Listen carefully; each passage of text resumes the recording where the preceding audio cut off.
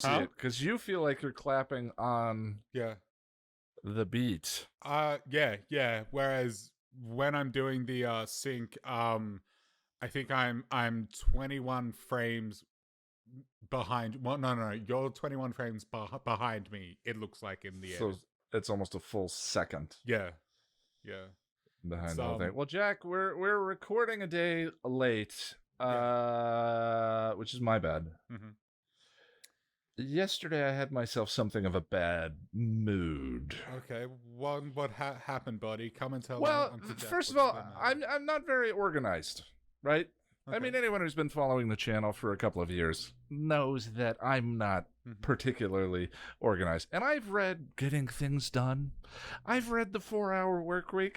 I own like 12 to-do apps. You're very self-helpy. That's well, I am very self-helpy, but I think you mean like like productivity, systemy, whatever. And you're like my Tony Robbins, Ian.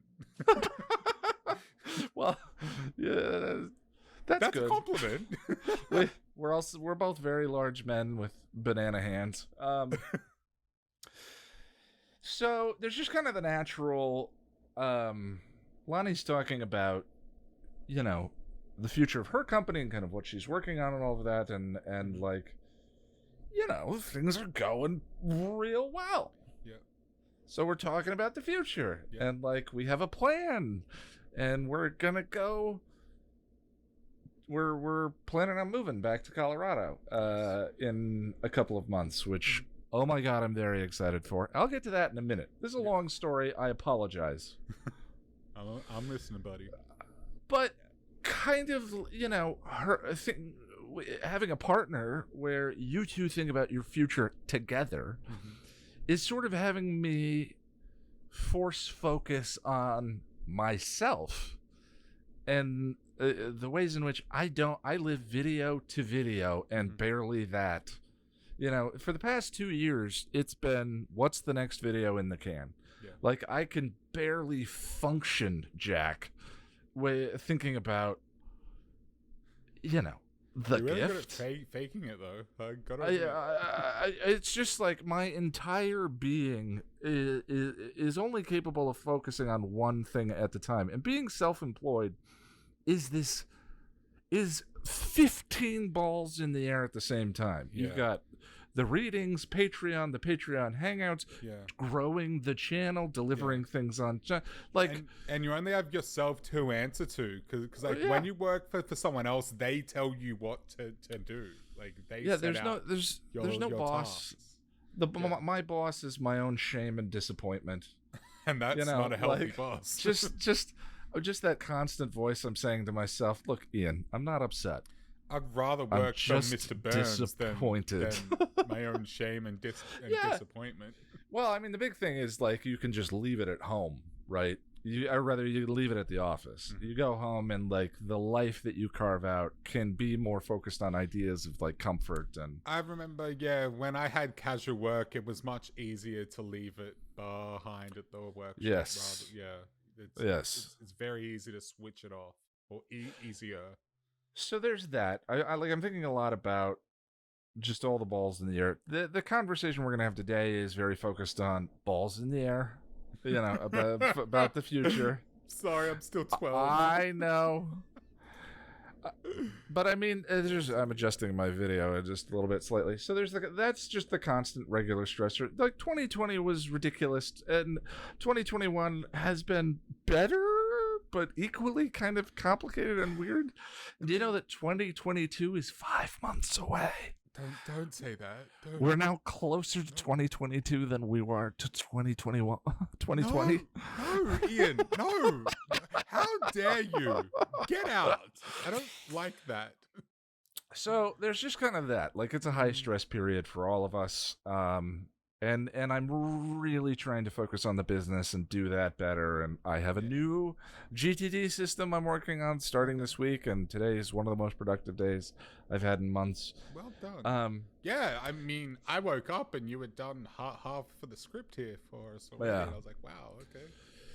Then the last week when we recorded, after we stopped recording, that was a really fun conversation. It was a fun conversation, but it was very late for you. It was very late. I like talking about love and romance. I always record the reading afterwards, so it's a long. The podcast night is a long night for me, which is a lot of times why they slip, because it's tough for me to get work done the next day. But anyway, while we were sitting here talking, a spider rappelled down from the ceiling and landed on the microphone about yay far from my face. And you were watching. Yeah.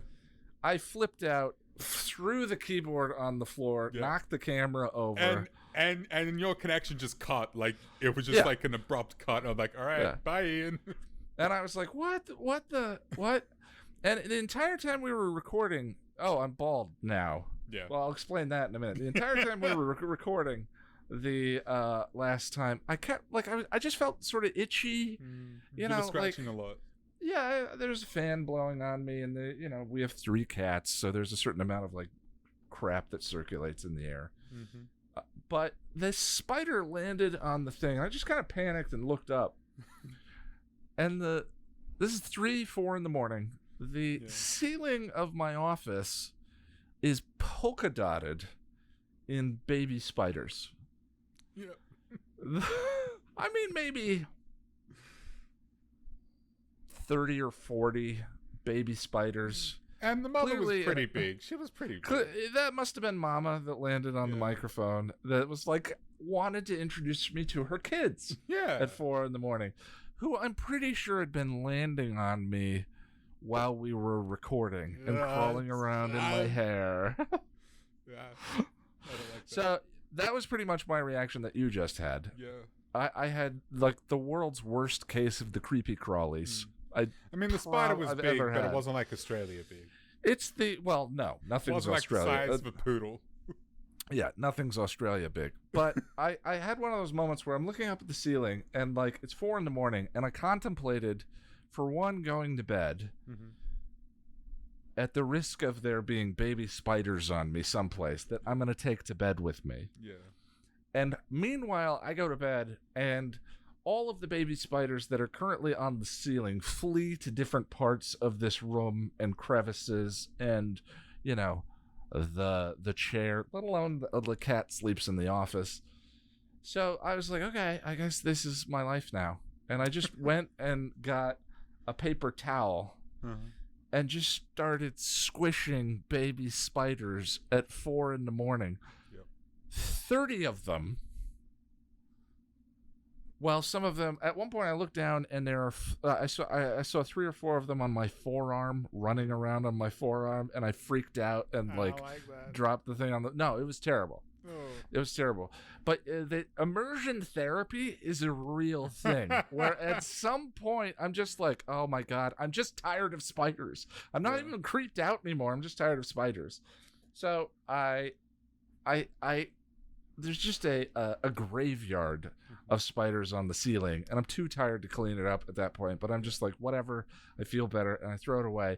Then I'm thinking about my head and the potential of baby spiders sleeping in my hair. And I just went, that's enough. And, at this point, it's 5 in the morning. I'm shaving my head. I haven't gone to sleep. Shave my head, jump in the shower real quick, go to bed. Lonnie's waking up. Yeah. And I just passed out. Yeah. I actually messaged Lonnie and told her about it, and she was like, yeah, I just rolled over and saw Ian had a shaved head. Yeah, that was I think we recorded last Wednesday, I want to say. Every single day I've killed at least 10, 12 more spiders.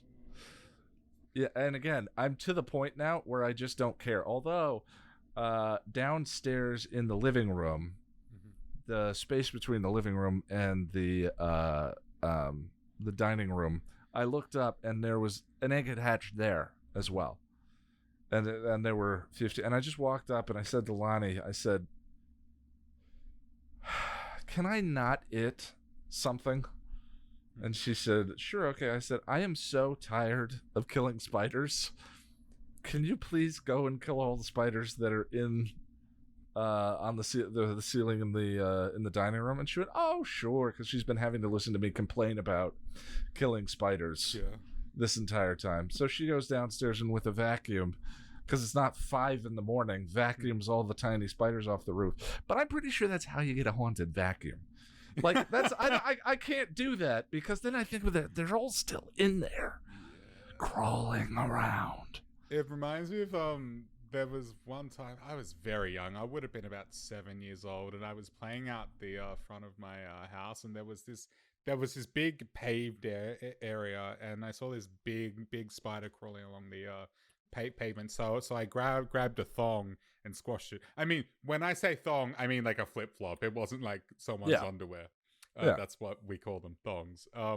And immediately, like, hundreds of baby spiders started crawling away from their dead mother. So she was carrying a sack or carrying babies on her back, like some of them do, I think. And I sat out there and started squashing all these babies. And then my older sister thought it would be funny to tell me that it's possible that some of them crawled inside of me and were going to lay eggs inside of me, and I would wake up one night and have all these spiders crawling out of every orifice in my body. My older sister is kind of... Sounds kind of mean. Yeah, it is a bit mean. Well, you're basically describing my last week in slow motion. Okay. You know, today I woke up, it was another 10 spiders that I killed. And of course, every once in a while I'll be sitting here. This is where I work, is sitting here. Mm-hmm. And every once in a while I'll be sitting here and just feel a tickle. Yeah. Tickle on my forearm, or a tickle on my cheek, or whatever it may be. So it's a perpetual state of... Even now you're still talking about it, I'm getting the itches. It's a perpetual state of the creepy crawlies that I've had for a week. I've been in this apartment over 10 years now, and I've never seen a spider in this apartment. Well, what floor are you on? Sorry, what?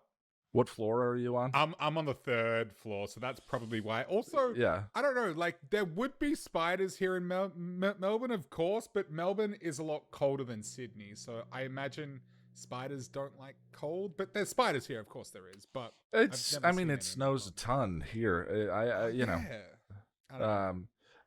think there are spiders in every climate. You're just in a city. Yeah, and you're on a high floor.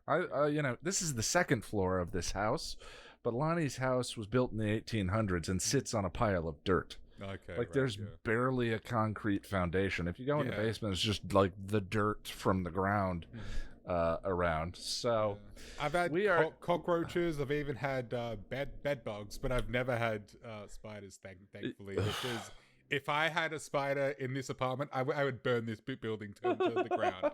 I would burn it to the ground. Immersion therapy works. Ever since that evening, I just went, this is my life now. Squash. You can get VR games that go into like immersion therapy, when they'll show you like a spider sitting in your hand. Well, that's an interesting question. Like, what is your... They're still creepy, and I mean, the babies are nothing. They are moving polka dots. The mama that landed, and when they do that like individual leg movie thing, where all of that still creeps me out. I'm not a fan of spiders at all, but they have to be big for me to be like. So the spider we saw on your mic, that would have made me jump back and be like, oh, that's not nice, but it wouldn't send me screaming. Like yeah, that's spiders. I don't know what else. So we're selling the house. Lonnie has been high stress because there's a ton involved for her in getting that done. Yeah. And Reunion, the Angel episode guide, is officially late. Mm-hmm. When I passed the month deadline. The hilarious thing is when you don't have a boss. The word late is actually a fallacy. Yeah. But I feel it every time, where I just start tearing my hair out and getting frustrated and angry at myself. The thing is, too, it doesn't feel like that long ago that Into the Woods came out. That was a memorable heifer of a video. The ones that you think about, Shadow and Listening to Fear, and the ones that went before that, those were like, oh, okay. Yeah. But the Into the Woods one was one that I went to the mat for. And that was also another thing, is that video was a little bit draining. The funny thing, I think I told you, like, Lonnie and I actually had an argument in the month that I was working on that. And at one point I was like, I saw the two of us in Buffy and Riley, and I was like, am I Buffy? And a day later I was like, oh God, no, I'm Riley. Oh my God, I'm the Riley in our fight. Oh, that's a tough moment. But at least you had the introspection to think of that, because too many people get wrapped up in themselves, their own feelings, and most people can't separate that. Well, not most, but a lot of people can't. It's very weird having a fight. Usually disagreements or conflict or whatever, like, there's mistakes on both sides. It's very weird having one where a day or two later you're just like, oh, I did that.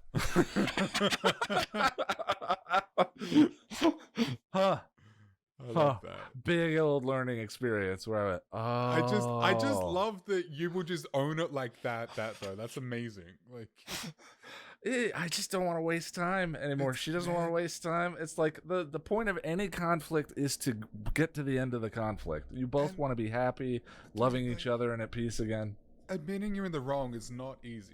Like, it's not easy. It gets easier as you do it more. And you and I are both... Well, I think that the big thing for guys like us is not... The problem is not admitting that you're wrong. The problem is not taking on everything. Yeah. You know what I mean? Like, if you blame yourself for everything, then you actually negate the value of realizing that you caused the conflict, because you believe that you're always the... Yeah. If you think, like, oh, I'm a piece of shit, pardon me, then... That's not actually taking responsibility for a situation. It's a neuroses kind of driving. Of sorts. Yeah, and that is kind of the new stage for me. Is there's a mosquito? Do I want the spiders so that they eat the mosquito, or do I want to get bitten by a mosquito? So that's kind of a new stage for me. In later on, is like, oh, okay, But in that situation, it was just clearly, yeah, I did that. That was. Oopsie. But anyway, so that video is late. Mm-hmm. We had the patron hangout last weekend, which was pretty good, but it was great. The patron hangouts are always a lot. It's a lot of energy. Particular, that we went 3.5 hours or something. It was into the woods. Yeah, so it was into the woods again. By the end of it, man, my eyeballs were hanging from my skull. Yeah, there were a lot of tired faces during that one, and I don't know. I just kind of have been feeling a little burned out the past couple of days, which is weird when your output is what mine is. But like, it doesn't. I think about work all the time. Like we said, it's very hard for me to put down, and I'm constantly thinking about the next thing or whatever the video is, or the next patron hangout, or the podcast, or whatever it is. And I just don't want to come on the air. By the way, hi everyone, welcome to the podcast of the nerds. I'm Ian, and my name is Jack. Yeah, I just don't want to come on the air and put that kind of energy out. No, I feel you. Do you know what I mean? Yeah. But I've been, funnily enough, I've been feeling the same a bit lately, just very overwhelmed and a little burnt out. So Monday I took a self-care day where I did nothing really. Yeah, I did. That's good. I did a tiny bit of work at the end of the day, like just before I went to bed. But that was after a day of leisure. Well, not leisure. I did some cleaning. I did self-care stuff, stuff that makes you feel good, because like cleaning sucks, but you always feel better afterwards. I played some video games, I cooked some good food, and I really needed a day. Oh, and also I didn't set an alarm that day, which was wonderful. I realize now, man, it's very rare that I sleep in these days. Like, even like my weekends now are not weekends. I work weekends now. Yeah. Well, and the thing about a successful, because I'll have days where I procrastinate all day, and am surfing YouTube videos or whatever. But those are not self-care. No, they're not restful. No. The key to an actual day off is to say, I'm taking this day off, so that you can shut off all the rest of the stuff, like the the processing of that other stuff and just actually relax. Absolutely. But yeah, there was something else. So we're just selling the house. There's a realtor coming through periodically. There's just a lot. There's just that a would be lot. a pain in the ass having strangers come into my home all the time and telling me to get out. And I'm not particularly clean. Bit of a cluttered individual. So let's just say my framing here is very specific. yeah, and it's you have to maintain the place at a certain level, and then thinking about moving in a month or two, it's like today I rebooted the productivity system, I rebooted my journaling, I meditated twice, and I got a ton of stuff done. So I meditated in the morning, I did a journal entry, I did the whole day, and then I meditated again in the evening.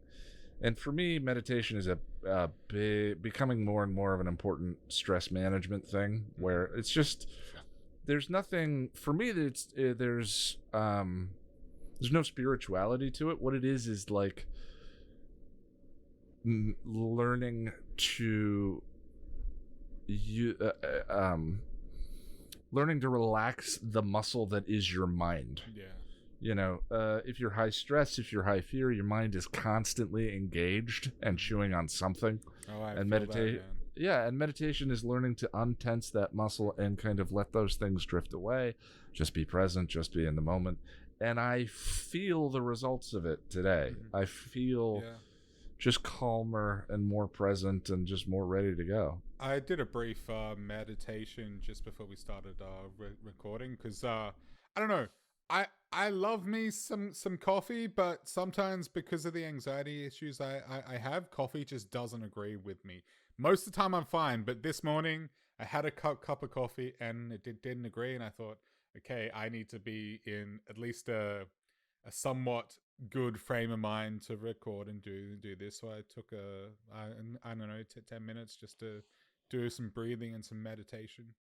Well, for me, I do get stressed, but I just have faith in the record button. It's kind of like stepping onto the stage. When I did theater, I used to get, I got horrible stage fright. But as soon as you step on stage, there's now we've been recording and chatting for a while. I feel fine. It's I kind of like the whole cold open format too, which we do. I think it is. For one, it makes anyone who decides to listen to us feel like fly on the wall part of the conversation. And just so you know, the vast majority of the time, they're not scripted. Our opens, we just there's sometimes someone will say something funny or what like I do believe you asked me about butt chugging while we were scripting last week, and I was like, there's our open. Why didn't you just ask me during the cold open? I don't know what spurred that on either. I have no idea why my brain works the way it does sometimes. Well, let's not go back there. Jack, what are we doing today? Today, Ian, we'll be checking in with you guys, our gentle viewers and listeners, about our New Year's resolutions. We're just going to take stock and keep each other accountable. Yeah. Now, I think we mentioned last week, like, there may be a trick here. I mean, the joke is like, well, what is there to check in about, right? Yeah. Because let's be honest, it didn't go great. It didn't go great, right? I think we did the New Year's conversation sometime in May. We said we were going to start in June. I don't know about you, but I did almost nothing in June. I did almost nothing, and the little bits I did yesterday. So well, that wasn't June.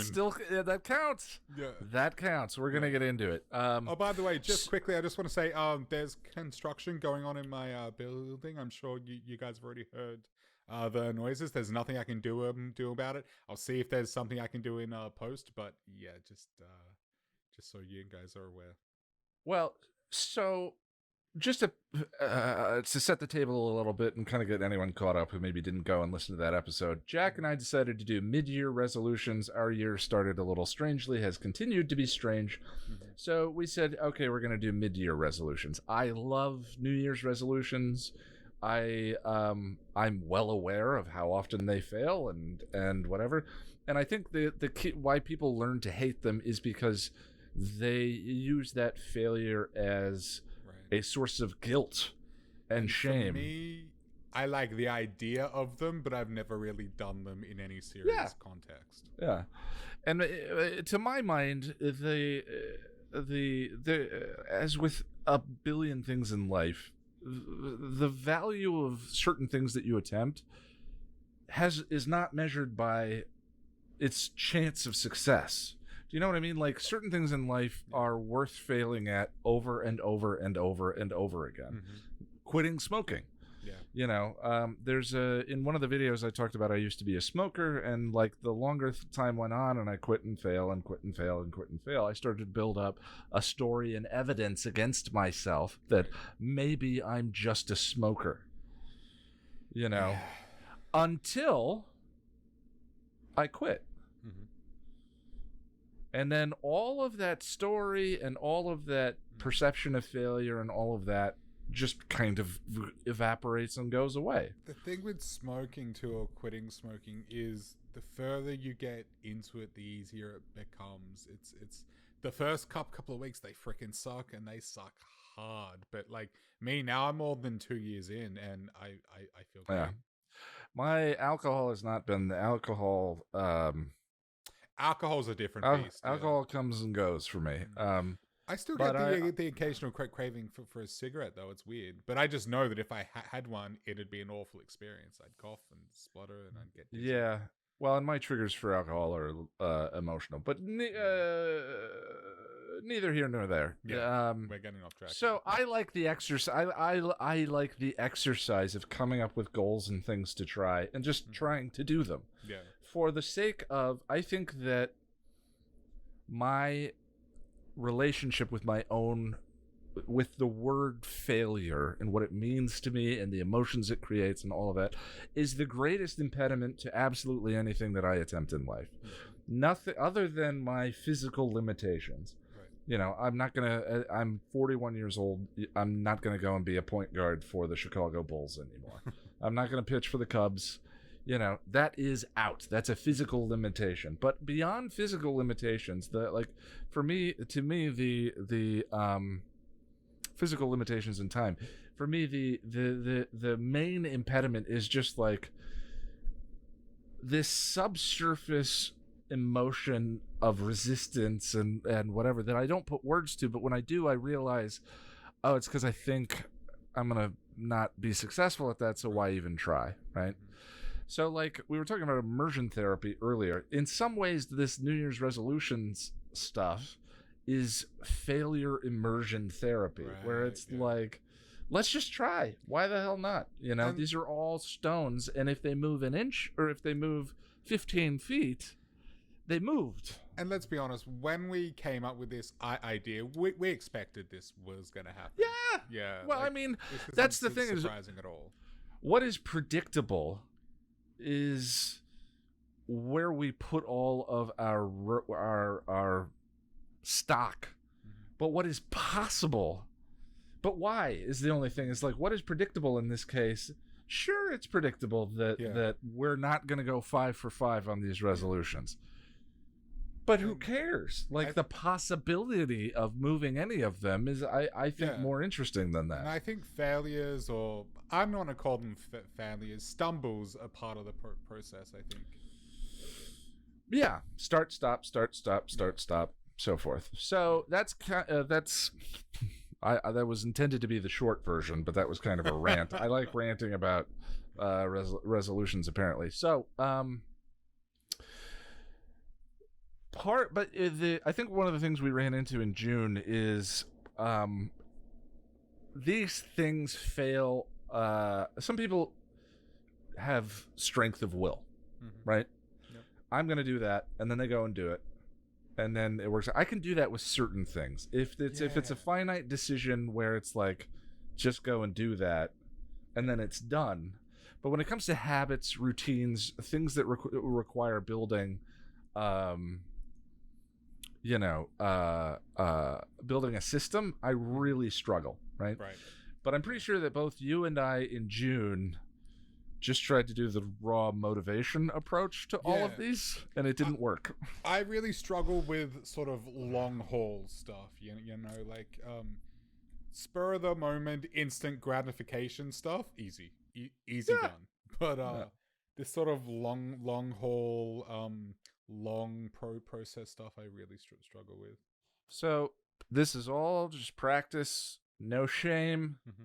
no embarrassment, just what happened in June, and what we're going to attempt moving forward. So the mechanism, these things I think require systems, and this podcast actually started out of that idea. The podcast and me speaking solo to the audience, it was an accountability buddy. Was sort of the accountability system that I was trying to build in order to move things forward. Mm-hmm. And it worked to a point, but I think you and I doing this together, we can support each other. We have conversations on a daily basis. Yeah. And,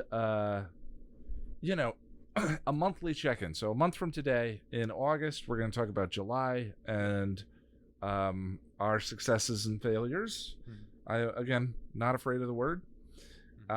With what we said we were going to attempt in this conversation. Right. So what it's going to be is I'm going to let everyone know what the resolution was.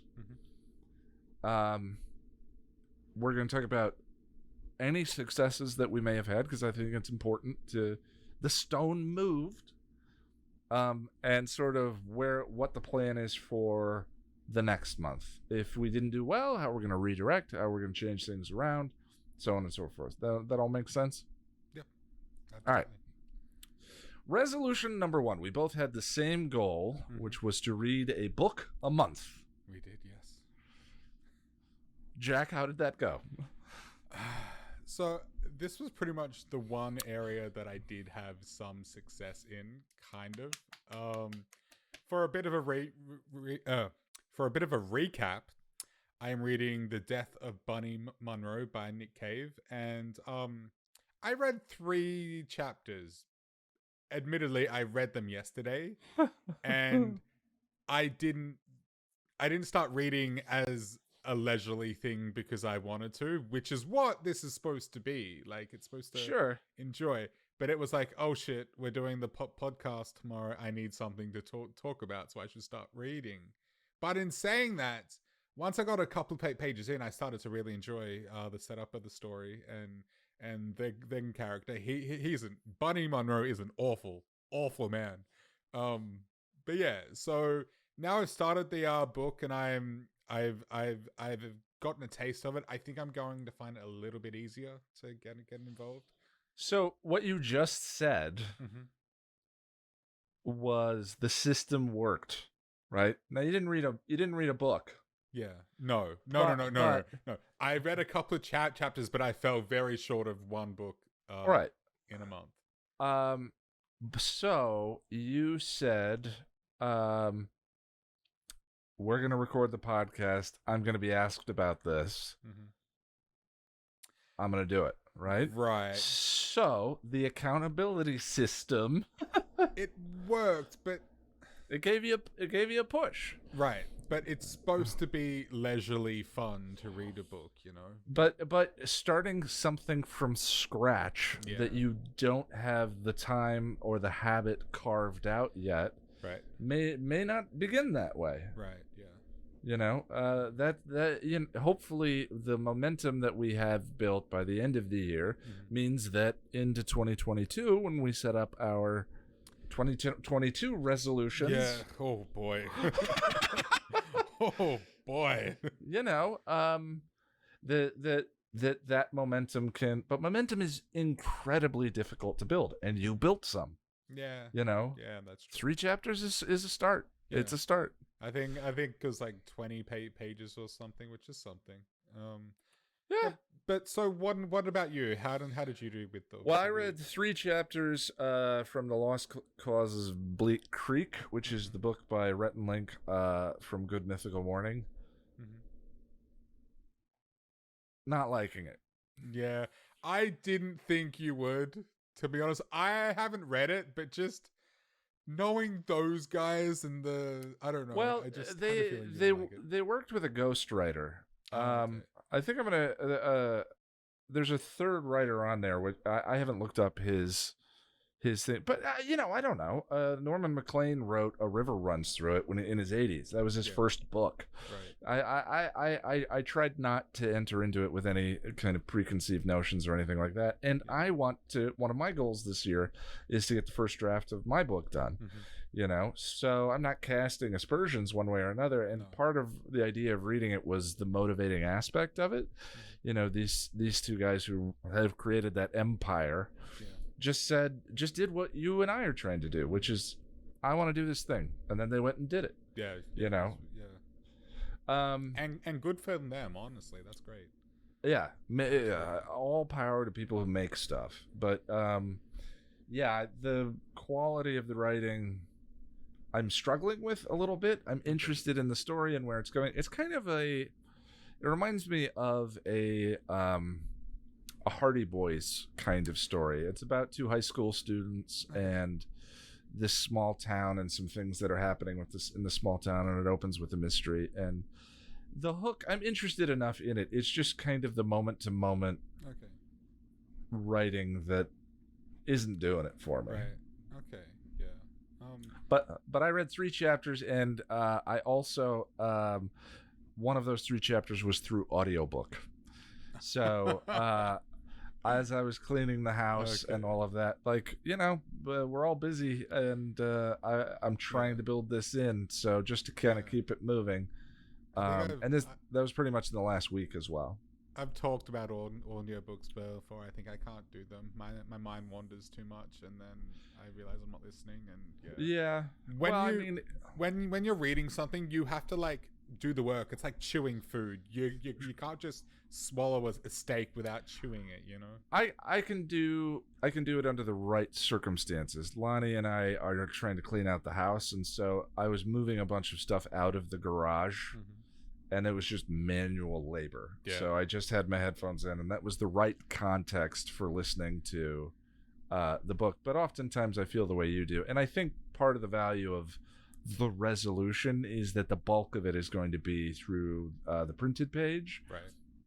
But, times are what they are, and we're all busy. So I feel like a book is a book.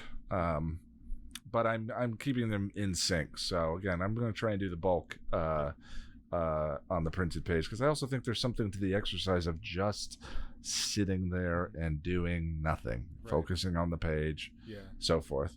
And I think we've talked about, once we finish a book, we're going to give you guys a bit of a book report, talk about the story, how it's written, and everything you would expect from a book report, I guess.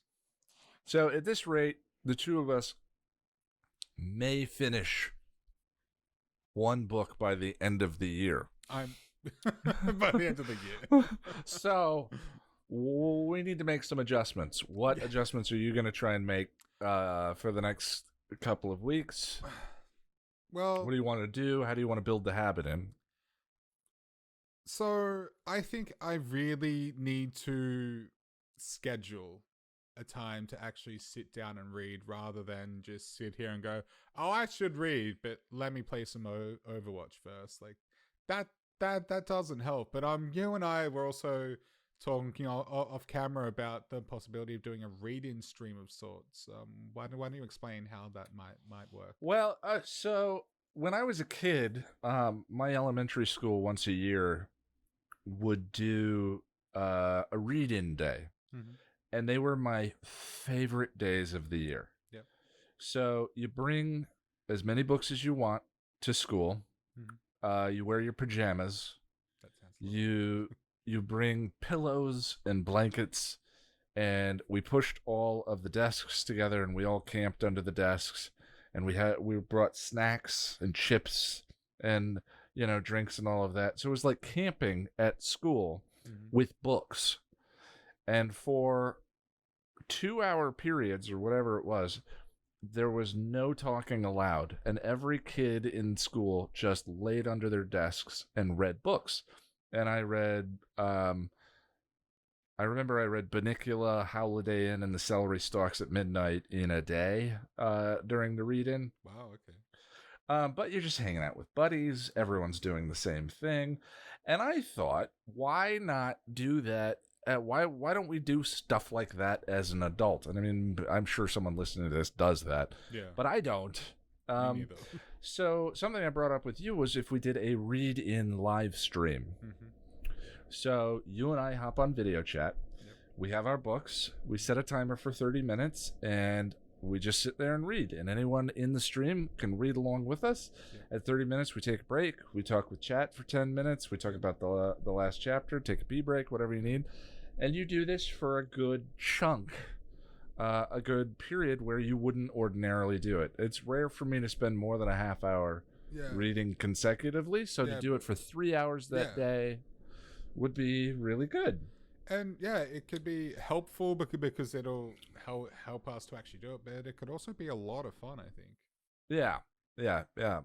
So I'm thinking a read-in stream. The first weekend in July is, the first weekend in August. So August 6th is a Friday here, a Saturday there. Mm-hmm. So that day, August 6th, read in, starting sometime in around 6 or 7 p.m. Eastern time. Yep. And anyone who cares to join and read along with us, by all means. But if we have that stream kind of at the end, if we're almost finished with the book, then we kind of crank through it. If boy, the creepy crawlies are still getting to me. If we're almost finished with the book, then we crank through it. If we finish the book by then, we start the next one and get a head start on the new one.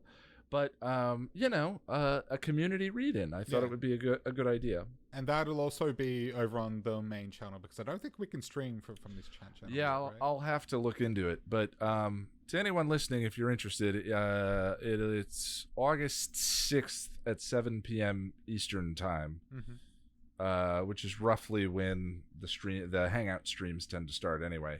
Friday, August 6th, a read-in stream. Should be a good time. Be there or be square. Or, in the meantime, I really just need... I think if I build in reading for a half hour a day, just as a daily fitness, a half hour a day, I can get some of that momentum. And we're not saying a half hour stop, but minimum of a half hour. And if I'm in a good section or whatever, keep going. Yeah. But get my butt in the seats and kind of build the attention and focus. Which is what I did yesterday, because I was only planning on reading one chapter, but then I was really enjoying it, so I just kept going until I wanted to stop. But it is carving out that time, a lot of these things, our daily habit and routine is such an eggshell. Yeah. And it needs to be broken through in order to build, even if something sounds really fun.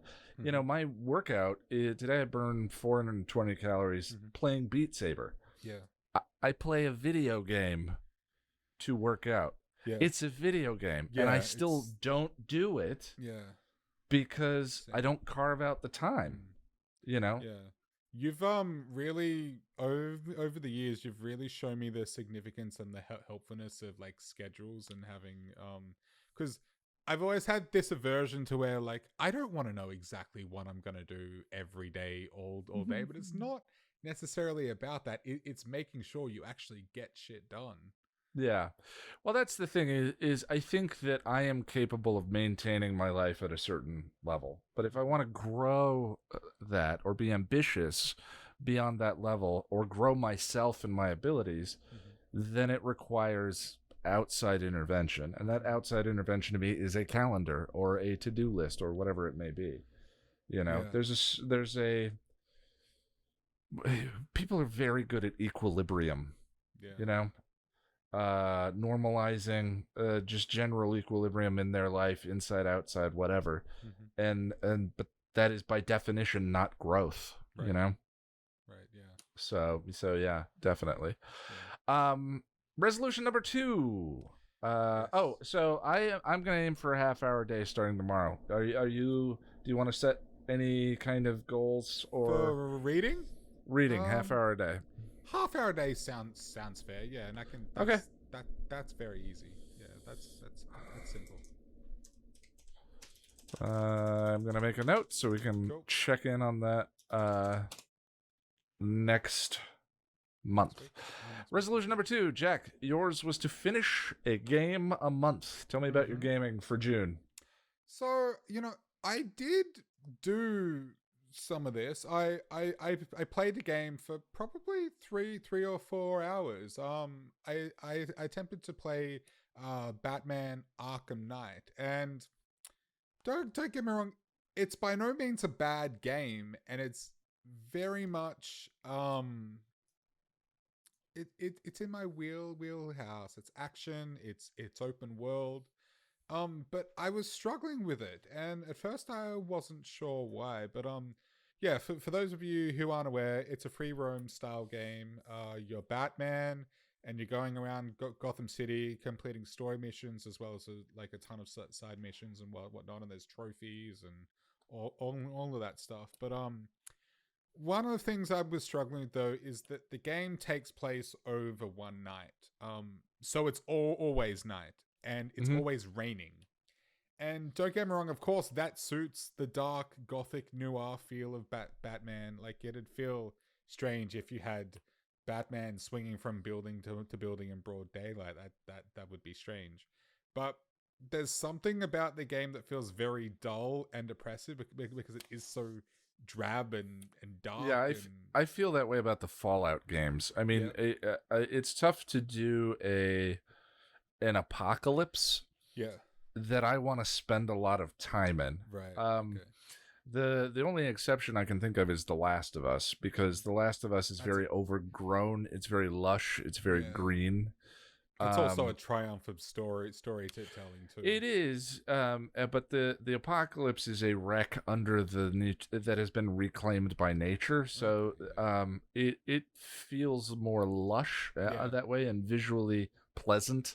Yeah. But Fallout is brown and beige and tan and ash. Yeah. Very cold and muted colors and you're supposed to spend 100 hours in that space. Arkham Knight is a very long game too. If you do everything, it's over 100 hours. Yeah, which is what I do. No, I'm too old now.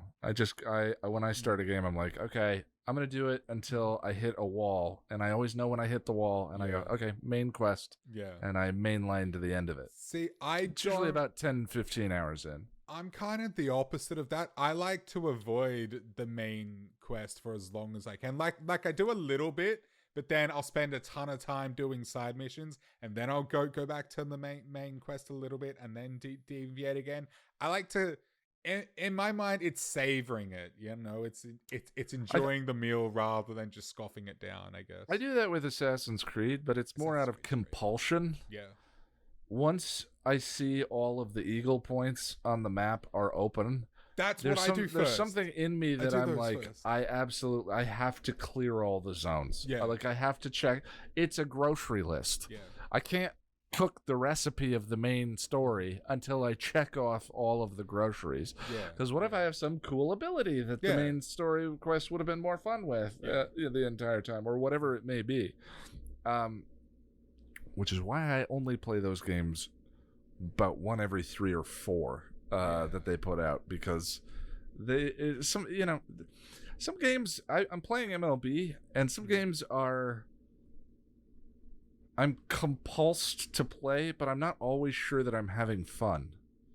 You know what I mean? Like the Farmville or Bejeweled. What are those games that people get hyper addicted to? The super casual games. Man, you opened my eyes to Overwatch, because you got me Overwatch to is a great example. Like, whether I actually enjoy it. And the last time, like, I haven't played in a few days now, because the last time I played, I had this realization of, I'm not actually having fun. I don't enjoy this. And when I play a match where my team just gets steamrolled, it's aggravating. It's so annoying. And so games that are only competitive games that are only fun when you win. That's not fun. For me are very hard to justify. One thing that needs to be factored into game design is it fun when you lose Right. too? Yeah. Like, despite the fact that you Yeah. lost, was it still fun? Yeah, and sometimes with Overwatch, you get a match where it's pretty even, and if you lose, it's still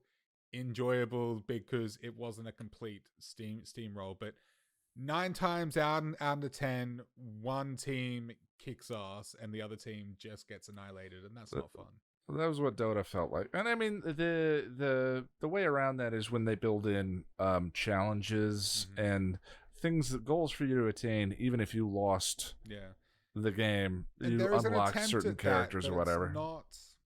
Yeah, it's just character specific. So it's like kill 5 people with Junkrat's Riptire and stuff like that. So Yeah, little like challenges, but it's just not enough. Look, I've got a lot of love for that game, and I always will, and it's probably something I'll never completely quit. But I don't know. You've made me realize that there's just a bigger, brighter world out there. there are so many games that are addictive but not fun. Yeah. Or not fun enough to justify the amount of time put into them. Exactly. You know what I mean? Yeah. When they're fun, they feel really good, but Yeah. they don't do that enough to justify the time spent sitting there. No. Dota games, when you win a 50-minute Dota game by the skin of your teeth, TPing into their base and destroying the thing, it is there's no feeling like it. Yeah, it's so much more satisfying when you have to work for a win. It's 1,000 times more satisfying. But those games are 1 in 50 when I was playing Dota. That's exactly what it is with Overwatch. 9 times out of 10, you either steamroll or you get steamrolled, and it's just not fun. But I saw there was a Steam summer sale. Did you pick anything up? What are you going to do instead of Arkham Knight? So look, I will eventually go back to it and finish it, but for the purpose of this exercise, it's just not a good fit. So, Ian, I'm kind of one of those pretentious people who likes to think that marketing doesn't work on them. Like, I don't see a commercial for a luxury car and think, man, I really want a Mercedes. But there are some ways in which I am a marketive executive's wet dream, and that comes to and that comes down to if they can convince me that I'm getting something expensive for really, really cheap. So whoever does the marketing for Steam loves me, because my God, every time the Steam summer sales come along, I feel compelled to buy games. I just can't pass up the opportunity to get an $80 game for like $10. I just can't, and I feel gross and dirty. I was $80. No, $80 dues. Got it. Never mind. $80 dues. Yeah. Games are expensive here. Yeah. So anyway, I bought a couple of games in the summer sales. I got Assassin's Creed Odyssey, which I've been eyeing off for a while. I didn't like Origins, and I haven't played Valhalla, which I really want to get into, but Odyssey was like $20 or something, so I'm like, I gotta get that. Then I also got this cool little indie horror game called At Dead of Night, which is like it harkens back to like the full motion video style of games. It's been described as a horror movie and a horror game in one, and so that was on special too. So I got it. And I also got Far Cry 5. Now, I've never played a Far Cry game. I played 3 and 4. I've sat down with my brother when I've been visiting my family in Sydney, and I watched him play a great deal of the one set in the Himalayas. I always forget. That's 4, yeah. So I've watched him play that. So I feel like I'm familiar with the series enough, but I've never actually played one until now. But so that's what I'm going to get into now. Far Cry 5. I've already played probably 4 or 5 hours at this point, and it's just so much more joyful than I was like so much more joy than I was getting out of Arkham Knight, which is weird though because it's kind of the same concept. Well, I finished Arkham Knight. The thing of like the dark gothic aesthetic of Arkham Knight, I felt kind of similar to the way you did, where Yep. it's not a very joyful game. No. You know, it's not a very that one particularly, which deals with Mental illness and stuff like certain that. very famous stories from Batman mythology Okay. that are dark. Yeah. You know, I'm interested in them because I grew up. Batman was my original OG comic book addiction that I started with before I got into X-Men. Okay. You know, I of course I loved the staples that they're cribbing on in that game, but it's super dark. It did get a little exhausting. It did feel overly long, even when I was just doing the main quest. Right. Yeah. You know, and Far Cry games are by design a fun sandbox Yes. where you fly around, like they're all about mobility Yeah. and doing one thing, you know, a mission 10 different ways. Yeah, it's funny because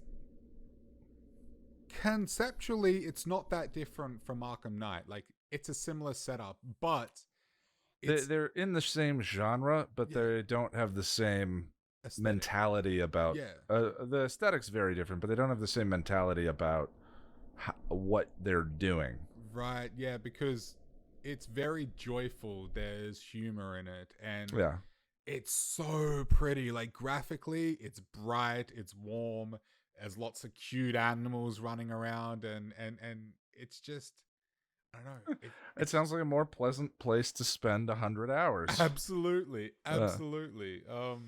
So yeah, I'm gonna stick with Far Cry 5 for a little while and see how that goes. So here's a question. Mm-hmm. Was this goal about playing more story games or playing more games in your library? Or is this goal about finishing games? Probably like all of the above, kind of. Okay. Because if you know, we've talked about finishing a game a month, but I mean maybe that's not. I think if you need to reinvent the goal, because it's just more about trying different experiences and playing less Overwatch and just actually having more fun with your chosen hobby and recreation, then that's a win too, you know. And games are such time investments. Yeah. I mean, the thing that spurred it on was a conversation we had, where you essentially said to me, "You like starting games, but you don't like finishing them," or something to that effect. Well, that was very tongue in cheek, kind of. That was a manipulative observation. I like, you know, Jack, we're friends, and so sometimes I needle you on purpose. Yeah. Because it's sport. Yeah, of course. And also like so But much of my growth comes from people dragging me kicking and screaming out of my comfort zone. Right. So. Here's the thing about that. If you look at the achievements for any game, I love that games now feature the percentages of people who have completed that achievement. Yeah. So if you go and look at the achievements for Assassin's Creed Syndicate or any of these games and go to the last achievement that is listed, with the last achievement you get for finishing the game, the completion percentages are always abysmally low compared to the total number of people that I'm not sure if it's based on people who booted the game once or people who just got the first achievement, but it's like 15%. Most people don't finish games, right? Yeah. So I don't know who said this rude thing to you, but forget that guy, you know, because it's again, it's an arbitrary place to put value. If you think there's value in completing a game, then great. You know, I think my thought was, I think the reason, my motivation behind suggesting, but behind needling you that way, was, you have a large library of games. We also family share, and I have 400 games in my Steam library. Some of them I haven't touched, Ian. I haven't touched. Yeah, never installed. That's such a waste of money. Yeah, so when I am picking out the next thing, first of all, I have a spreadsheet I pick at random, and I force myself to try and play whatever I land on randomly for an hour. Yeah. And I do stuff off the Game Pass and all of that, and I have found some jewels. One of my favorite games, Spiritfarer, was a thing I just happened on randomly. I've still been meaning to check that out. Yeah, and I ended up falling in love with it. But for me, the value is in the trying of it. Is not necessarily in the completing of it, but in the trying, putting in an hour so that I know what that feels like, what that experience was, and I go, oh, okay, I tried it. Not really for me. I mean, there is something satisfying about when you finish a game, but the thing is, the last game I think I finished front to back was Grand Theft Auto 5, and that was a while ago now. Like, I've played a lot of games since. Like, I put a lot of hours into Red Dead 2. Me and my brother played a shitload of Red Dead online, but I don't think I still want to try and aim for one game a month, but when it comes to my leisurely goals, reading and playing games, I guess I'll be a little less strict about it, I suppose. Because it is supposed to be fun, you know. So I think aiming for it, but I'm not gonna stress out too much if I don't hit that target, I guess. And we, one thing when we talked about adjustments to make to kind of move the marker a little bit more, to avoid firing up Overwatch, I suggested maybe a Twitch stream. Yes, that could be fun. You want to try and do a Twitch stream this month? Yeah. I've never gone live on Twitch before. I could stream on Twitch, but I'm not a big Twitch watcher unless it's you. I've come to some of your Twitch streams, but to me, sitting there and watching someone play a video game is not fun to me. I find that boring. Yeah, I mean, I do too. Unless I'm trying to figure out the way through the thing, or there's certain YouTube personalities that when they stream, I'll watch a little bit of it, but after about 10 minutes, I'm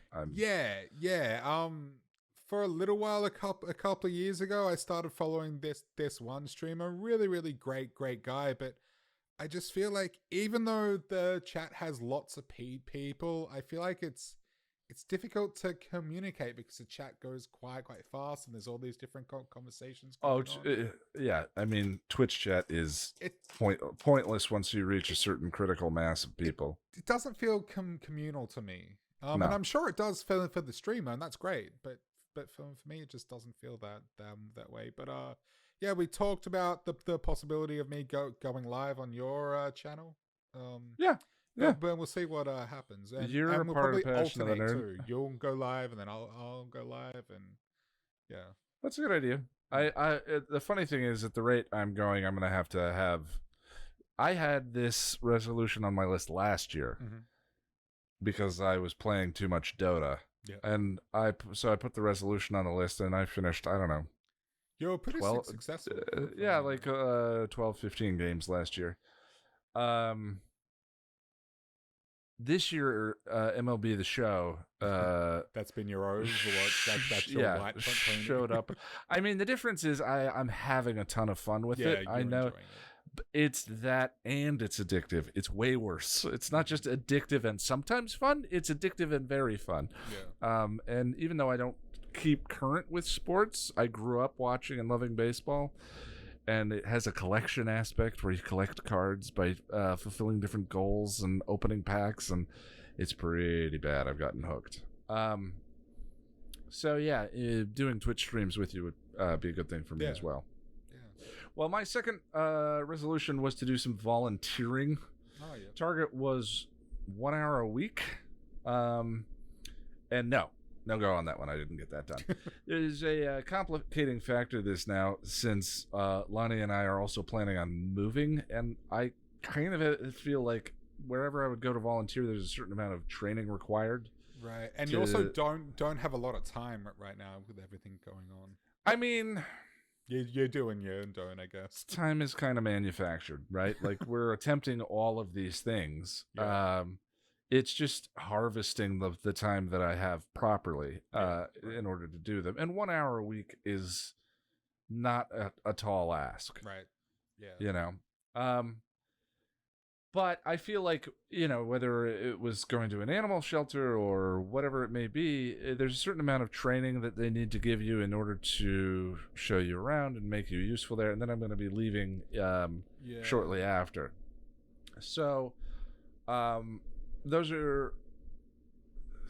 that rules out a number of things. I'm going to have to get a little creative with how I go about this one. Okay. For July, my plan is to fill my pockets with trash bags and go out for an hour to parks and locations around town here and just pick up trash while listening to my audiobook. The lovely. Lost Causes of Bleak Creek. That's really lovely. I'm proud of you, man. That's great. Yeah.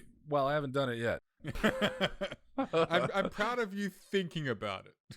Yeah, but for once a week for an hour, go go to a park and try and pick up trash. Mm-hmm. The thing of it is this town feels pretty it's a small town, not a lot of population, so it feels pretty clean to me. So we'll see if that bears any fruit. But yeah, if you and to anyone listening, if you have any suggestions in the comments for sort of one-off ways to be helpful in the community, or things I could do that maybe wouldn't require boning up, me being there longer term in order to deliver some value for the people involved, leave a note in the comments. But in the meantime, I'm going to be strategizing a little bit for other things to do in August. But yeah, hour a week. I'm going to aim for Wednesday will be the first day where I put my headphones in and take a trash bag to a park. Cool, man. I'm glad. Resolution number 3 was weight loss and health related. Yeah. Jack, you mentioned when we did this, you're carrying a little extra, type 2 diabetes. Mm-hmm. How has your food intake been the last month? Have you been able to get out at all? Tell me what your health targets and goals are at right now. So this one is a little hard for me to quantify, since weighing myself is quite difficult. Long story short, due to my disability, I find it hard to stand still on regular scales. When I got weighed, I was weighed when I was in hospital like a month ago, and I was 131 kilos, which, to my chagrin, is about 289 pounds, which I don't like that number. And that was a month ago? Yeah. Well, so, and you were intermittent fasting before that, right? Yes, I was, yeah. Oh, yeah, so but you've actually gone up. But at that point, when I got weighed, I had been sick for a month, and I stopped the intermittent fasting when I got sick, because it was just too much on my body, really. But I'm a big boy, and I know I haven't done a lot in terms of exercise, but since surgery and recovering, I've been a lot more strict with the intermittent fasting than I have been really in the first part of the year, because I was doing it prior to getting sick, but I was a little wishy-washy with it. Some days I just didn't bother. Yeah. And look, I do feel like I've lost some weight in the last month, but whether or not I actually have is another story. I could be totally wrong. Well, I mean, just for anyone listening, just to be clear, my only interest in the number is because it's much easier to build these habits with specific measurable results. It's motivation. Yeah, to me, the number is irrelevant. To me, for me, when we're talking about my own weight, I'm interested in how I feel physically. Am I sleeping well? I have back problems on a regular basis. Are those exacerbated, or are they doing light? My gut pulls on parts of me, and this, that, and the other thing. And you know, yes, eat better because eating better is better, and work out because it's good to use your body and all of that. But for me, in terms of building habits, I do so more successfully with when when I have data, Yeah. specific measurable results. I So when I like you and I talking about the weight, I like my only interest for you is like, how do you want to make adjustments for July? How, like, not able to weigh yourself.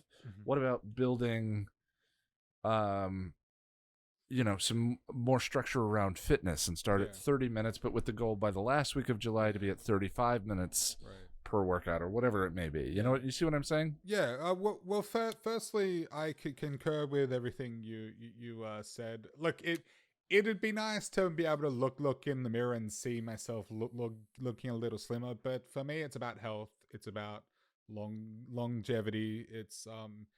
And it's just about feeling better. Like, I don't want to feel like crap all the time. And so being able to see where I'm at in terms of weight, see the number, it's just going to be a motivating factor, and it'll help me to know that what I'm doing is actually working. Yeah, it's the score. It's the reason why games have high scores is just to feel a sense of progress and a sense of movement. It's yes, the rock moved, but how much did it move? It's the measurement of that distance. It isn't for all people. I know other people, there are emotional concerns, or there's a history for them. There are triggers around weight. Like, culturally, I realize that everyone is in a different boat. But in this conversation, we're just talking about you and I. Yeah. So what adjustments do you want to make for July? Little changes, and is there a way I can support you? Well, see, diet-wise, I'm actually pretty good. I eat a lot of fresh fruit and veggies. Like, I can't eat like crap, because then it sends my diabetes off and my heart races and I feel awful. I think where I'm really lacking is exercise. So maybe you could just help by just hassling me, prodding me with a stick. We could do some 2-player fitness twice a week. Absolutely. I would love to. Maybe you, me, and Lani could get together and play some Beat Saber or something. All right. A while ago, Lani and I played some Beat Saber, and it was a lot of fun. It feels. I played with you. Yeah. Yes. It was you, me, and Lani. God I damn just it, like Ian. how I got kicked out of the memory. No. Wait, really? No. Yeah. Oh no! There was a separate time Oh, when it was just me and okay. Lani. No, I'm sorry, but I remember. Ian, I love you, buddy. I love you too. But because Beat Saber, it's a great way to trick your brain into thinking you're just having fun. Yeah. Well, I mean, like anything, though, I think we mentioned this after in this recording. It's a video game. Yeah. Now I track calorie burn with my watch and my heart rate and all of that. Mm-hmm. But it's a video game, and it's a really fun one. It is. And the music's good. There's some good tracks my on buddy there. got an Oculus Quest, and I was like, he's like, yeah, I got it for VR. I was like, no, let's be clear. You just bought a $400 Beat Saber machine that does some other stuff. Yeah. But it's a Beat Saber machine. Yeah. And occasionally he'll do something else with it. Yeah. But even so, without the system to carve out, the time to say, this is the morning where I put the headset on, I stand up, and I go sweat for 40 minutes. Yeah. I still don't do it. Yeah, like it's really not that hard. All I need to do is exercise more. I mean, a while ago, I was working out almost every day, and it was helping. And like, the more I did it, the easier it was, and the better I felt. Like, Well, there was a period there where I was craving my workout sessions, and yeah, I you don't get know the what happened, endorphins man. going, and Huh? you get the endorphins going, Yeah, and yeah, yeah, and I don't know what happened. I mean, my health went up and down, but it was before that. It was before that. I I mean can't use that as these an things break down, excuse. man. Yeah, You but shrug and we try again. That's what we're yeah, doing. but I really do feel like the exercise is what I'm lacking right now. But we'll see what happens, I guess. Yeah. Well, Um, no, like health and wellness. If for me, I've been since I really started. For me, alcohol put on a ton of weight, and I have not been in a healthy weight class for a long time. right. So for me, that number is a more motivating target. But Mhm. like the point of the resolution, I think, is just feeling better. Yeah, And of that's a course. very general thing that isn't specifically that related to that number. If you were moving your body around 3 or 4 times a week, I guarantee you're going to feel dividends. You're going to Yeah. feel better. You're going to sleep better. And that's not about the weight. That's Mhm. about just getting your body moving and getting your heart rate up Yeah. and all of that. So let's do it. Yeah. Absolutely. So, will you say so? Goals for the upcoming month? Do you want to commit to 2 workouts a week? One of them with Lonnie and I. Yeah. Yeah. I could even probably do more, but let's start with something. Well, Uh, let's make it an attainable target yeah. for July. And if you do, it's like the 30 minutes. If you Yeah. read If I past do the more, 30 minutes, then you do yeah. more. But Yeah. we'll say 2 week, one with at least me, if Yeah. not you, me, and Lonnie. Yeah. Sounds good. Uh, so 2 times a week. Okay. My third resolution was also health and wellness. When we started talking about this, I weighed in at 283. So my high was over 300. Okay. And that was, that was boozy Yeah. weight. That was a while ago now. Not that long ago. Over a year. Yeah. Um, I mean, this was back when bad decisions streams were more frequent. you know. And I quit when I quit drinking. I hoped that I would drop a bunch of weight. I did not, because I compensated with desserts. Which is very common. Yeah, Very, very and during the pandemic, I just decided not to fix it.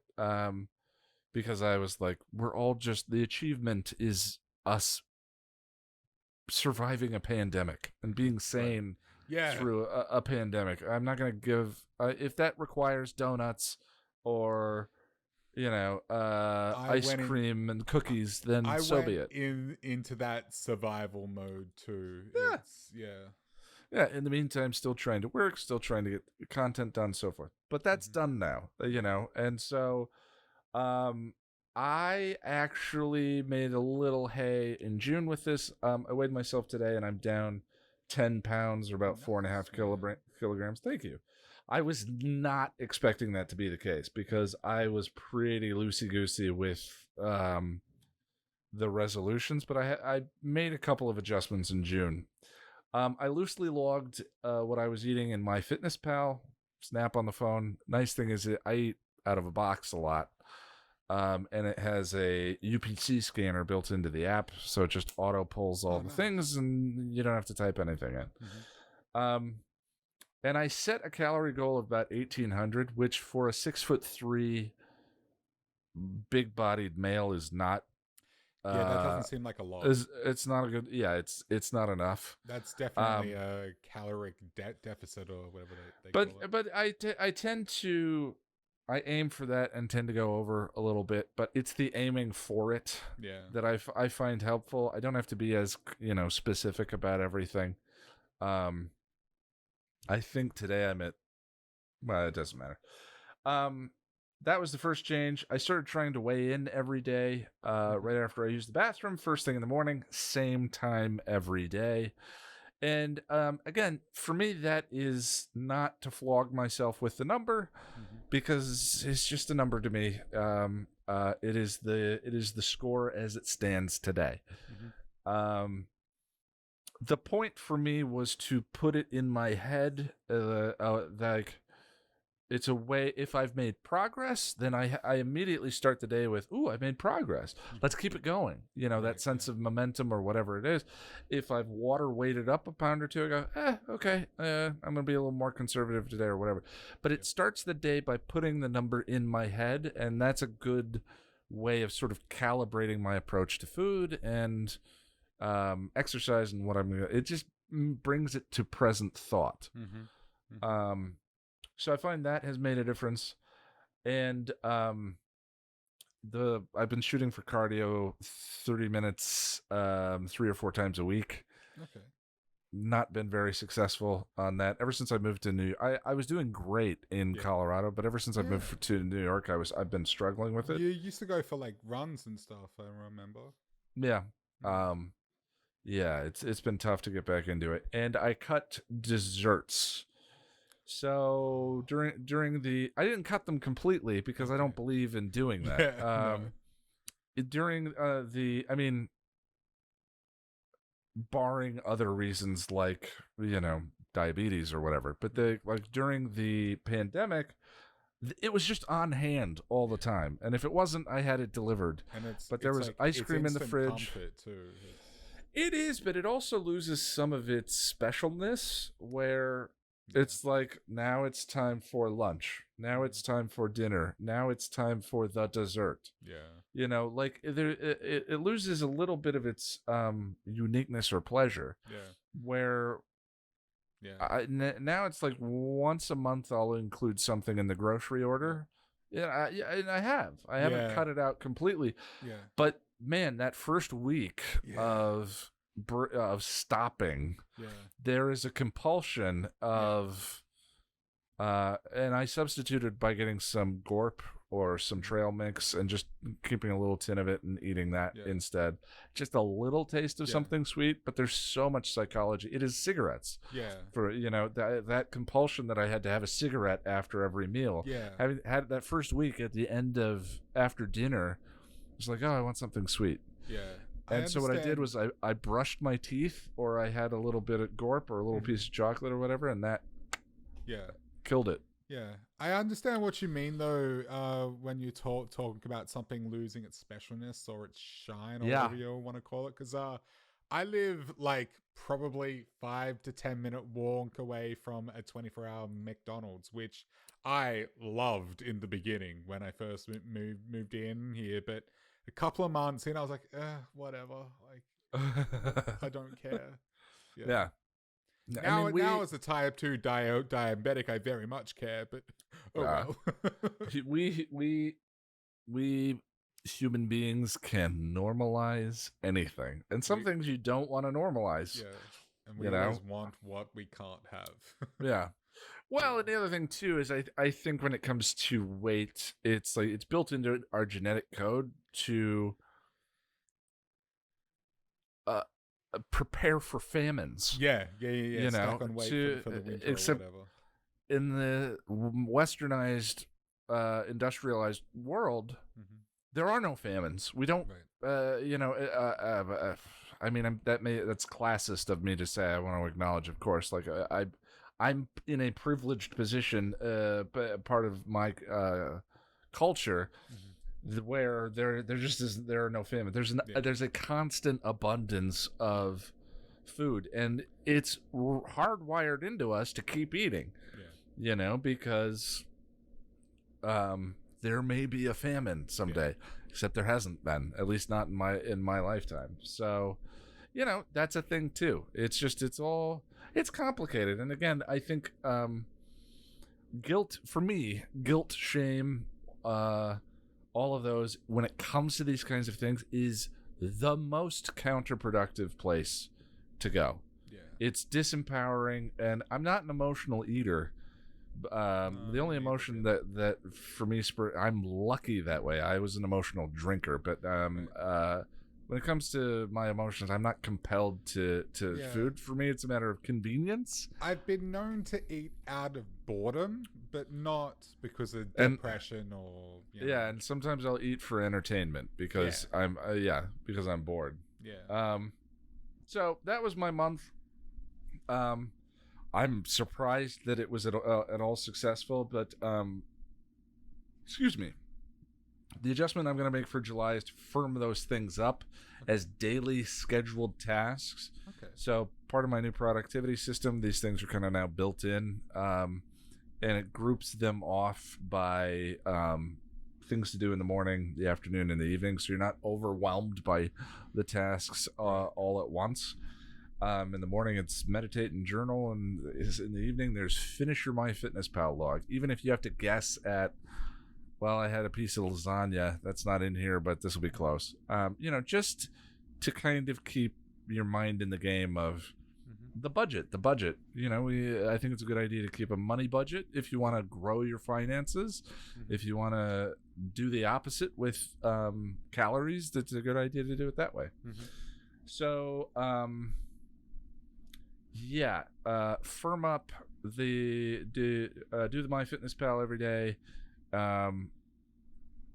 Really carve out and nail those exercise goals 3 or 4 times a week and build on them. If I complete an exercise, when I complete the next one, I want to do it for 32 minutes, then 34 minutes. If I miss one, I lower it by a minute so that I'm building up my tolerances at the same time. Just be more, just firm it up, looking to be more consistent. Good stuff, man. Yeah. Resolution number 4. Jack, we're just going to talk about adjustments.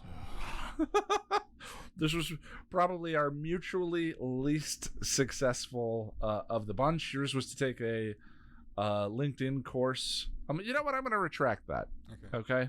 I'm going to retract that. I'll tell you why in a minute. Okay. Yours was to take a LinkedIn learning course a month.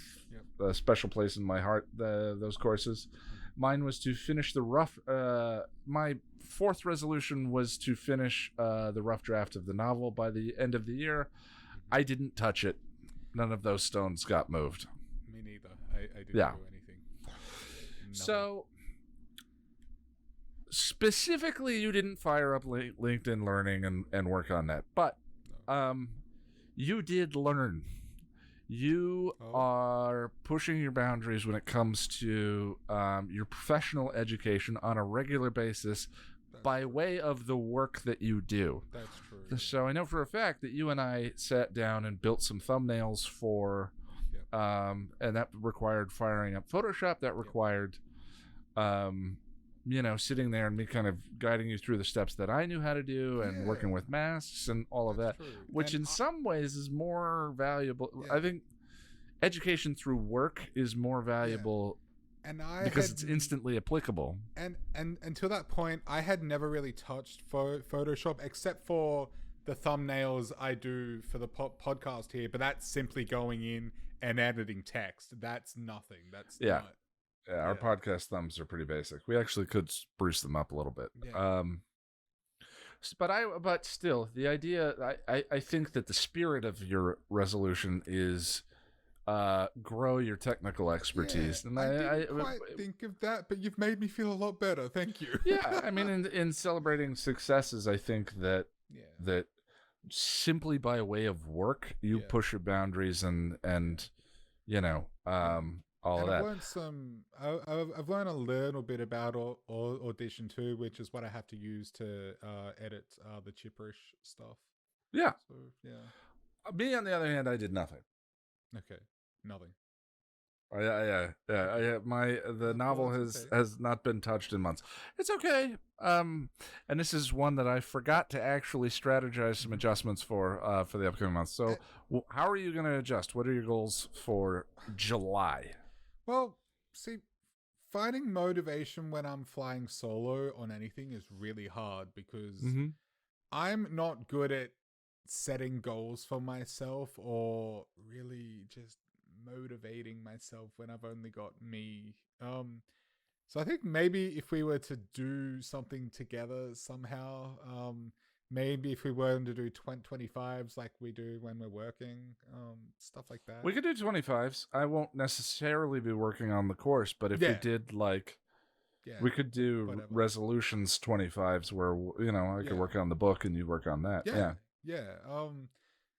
And I think one of the things that then I'm struggling with is it seems like such a huge mountain to climb, because majority of these courses are like 40 odd hours long. Like they're long courses. So maybe just breaking them down into chunks too. Like and see, the thing is, I only have to do as much as I want to do in one sitting. Like you can stop and come back and pick up where you left off like that. So yeah, it's really not a big deal. I think I'm prone to do. I'm blowing it up in my mind and thinking it's a bigger deal than it is. But have you met me? Well, one of the values of any productivity system, the system, is for getting things out of your mind. Yeah.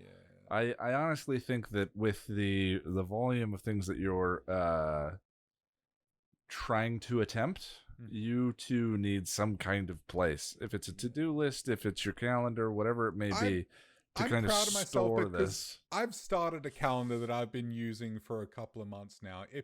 I reached a point where it became essential because I had I started working with Chipperish, and there's actual deadlines that I have to meet, and if I screw up, there's other people relying on me, you know. If you are like me, and we know that you are, yes, those kinds of tasks are much easier to accomplish because there's another person involved. Yeah. But when it comes to working out or lifting weights or the thing where the only person who's going to be disappointed, the only person you're disappointing is yourself. Yeah, that's so much more difficult. Well, my life has been a spectrum of disappointment, one after another after another. What's one brother? More? Amen. What's one more? Testify. Right?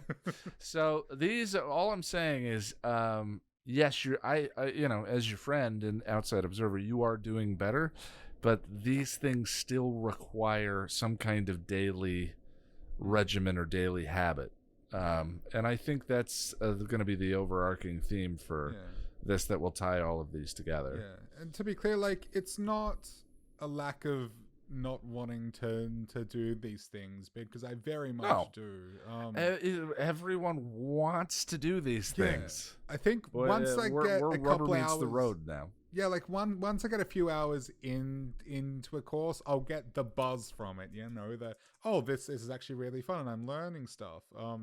You know, just like reading the book. Once I got a few pages in, I started to really enjoy it. So, and you know, it's just starting. It's just like, getting the momentum.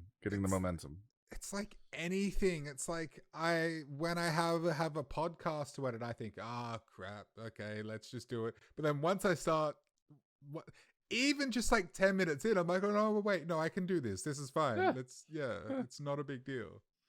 That's the biggest thing. So, I mean, I've told that story before. When I was having a lot of success running 14 miles on my long run, I never thought about motivation. Because if I did, I wouldn't go running. Okay. There was never a day when I was like, oh, you know what I feel like doing for the next 2 hours? Running and sweating and suffering and whatever. What I did was I scheduled the time that I would go out the door. And I laid out my running clothes an hour beforehand, and I set an alarm. And then when the alarm went off, I went and put the running clothes on, and then I picked them up, and then I went out the door, and I started moving my body with some loud music in the headphones. 15 minutes later, I felt the motivation. 15 minutes into the run, I felt the joy. I felt the, this is kind of nice, and it's a beautiful day, and I'm outside, and the world is moving past me, and I'm feeling momentum in my life and all of that. But until that moment, and paradoxically, well after I'd already started, it was structure that got me there, and that's it. I had to build the structure. Yeah, and that requires a certain amount of discipline to like know once the alarm goes off, this is what I'm doing. I'm getting Well, dressed and I'm getting out. actually, I think it requires. We can talk about that. Like the discipline to me is another word people use for motivation. It's the counterforce to motivation, where motivation is the yay, I can't wait to get this done. That's the carrot, and discipline is the stick of like, no, I will go and do this. Right. And I think so discipline turns it into something less joyous, I guess. yeah, I think there's a middle ground where you actually don't engage either of them. That point in the day rolls around and you're like, oh, what am I supposed to be doing right now? Okay, and I'm just gonna put my pants on. Okay, I'm gonna put my headphones in, and you don't actually engage either of those forces. You stay somewhere in that neutral middle where it's like, this is just the to do of this moment is to put my clothes on and to go out the door. Because I think if I engage either of those forces, I'm screwed, and it happens all the time with the scripts and the channel and all of that. I try and like brute force my Hulk smash my way through my hesitations, and that's when you get really frustrated. Yeah, and I just get stuck. Well, so for the book, I think what I need to do is I need to do some brainstorming, break down the book where things stand right now, how much left there is in order to finish the rough draft. And I know exactly what that is because I've laid out a complete outline of the whole thing from start to finish. So I have every scene blocked out. I just need to sit down and start writing all of those scenes. And I'm up for if new scenes come in or I want to remove stuff or whatever. But just in terms of ballparking how much more work there is to do by the end of the year, the first thing I need to do is I want to transfer everything out of the app I was using. And I want to take stock of where everything is at, and then sort of look at the rest of the year and say, okay, I want to finish this by this, this by this, this by this. I like that because you're going to be realistic about it. Yeah. So by the end of the year is still very doable, but and if I get the bug as I'm doing it, we're talking about setting up a system. If I feel the urge and want to go beyond the system, then by all means. But so my goal for July is to get everything transferred out of Scrivener into Google Docs, and to then block out the rest of the year, sort of how much I need to get done on a monthly, and that'll tell me what to do per week, and then that'll give me targets for the day, where I can kind of fit that into getting stuff done for the channel, getting all these things done that we're trying to do. So my July goal is to break down current the work that's been done so far. And finally, we had our big dream goals. This is the one I feel the most anxiety over, which is the point, really. Well, not the point. It's understandable. Well, I think that I mean, sounding like a broken record here, my anxiety is fear of failure driven most of the time, and so it is kind of about interacting with your anxiety and figuring out, what am I nervous about here and how can I let that go and just get the work done. So I don't think you're completely off track there. Yours was to start making your own original content by the end of the year. You and I actually had a conversation about this one last night, and how it's kind of important right now. You've got the bug, the creative bug, but maybe not enough work being fed to you on your own from other people. So it's time to start doing your own work. I don't know what it is, man. I don't. Look, I really don't know what to say here, man. Like, all I've done is I've thought of a few ideas or theses. What do you call them? Whatever. I've thought of a few core ideas that I want to talk about for several films. Like, I've still got the Power Rangers 2017 thing going on, but I've also thought up a few things I'd like to say about the Child's Play remake. But I mean, beyond that, I haven't done anything. Sure. Okay. Mm-hmm. What adjustments do you want to make for July? What's the short-term goal? Now, your goal was by the just to reframe. Yeah. Your goal was by the end of the year to have begun making content, Yeah, not right? to have So one published by the end of July, take some pressure. Exactly. Take some Yeah. pressure off yourself here. Right. Like, what is the short-term accomplishment for July that's going to get you a little more jazzed? Like, if you had this done by the end of July, what would it be? Once again, I think it really is just about like sectioning off a time in my schedule to actually do it, whether it's work on a script or channel art or just watch one of the films I'd like to talk about. It's just actually, but I guess now that I've said that out loud, it would be a good idea to pick one, because then there is an actual goal in mind. Mhm. So I mean, yeah, I don't know. Well, what about an outline? Yeah, an outline. Yeah. An outline. And off mic, we can talk about what I do like my outline process for an episode guide. Yep.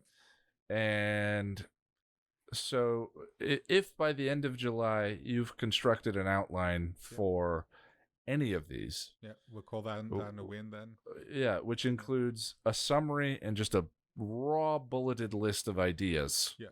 So that the sounds very ideas doable. Let's lock it in. Let's do that. It's incredibly doable, and that's it, right? That's the whole thing about sub goals. Yeah, is you can't tick climb Everest off of a to-do list. Right. There are 1,000 to-dos that go on your to-do list. You can't do climb Everest, but you can do the 1,000 steps leading up to it. And so the key, I think, with this kind of stuff is to just break it down, so it's not so intimidating. Right, because right now it does seem like Everest when, yeah, I still have to do that with every episode guide, and it's still intimidating. So I still need to pack my food and my oxygen tanks and do all that stuff. Well, the first thing is make a list of what to buy. Like even before that is like just brainstorm. Yeah. And that's essentially what an outline is it's a brainstorm while watching the thing that you want to talk about. Right. Yeah. So, okay, So, outline what about by the end of July. What was your big dream goal?